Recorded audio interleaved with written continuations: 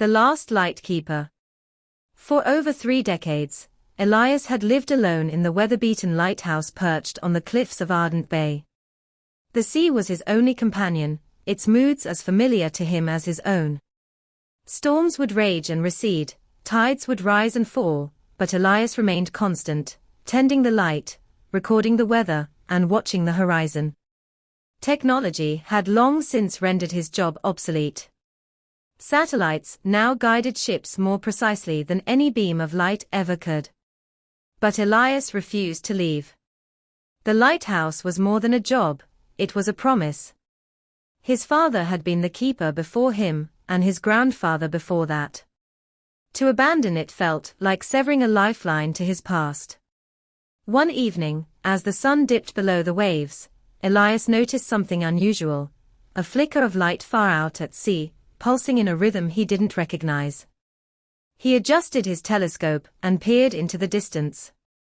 There, just above the waterline, hovered a strange, metallic object, silent, unmoving, and utterly alien. For the first time in years, Elias felt uncertain.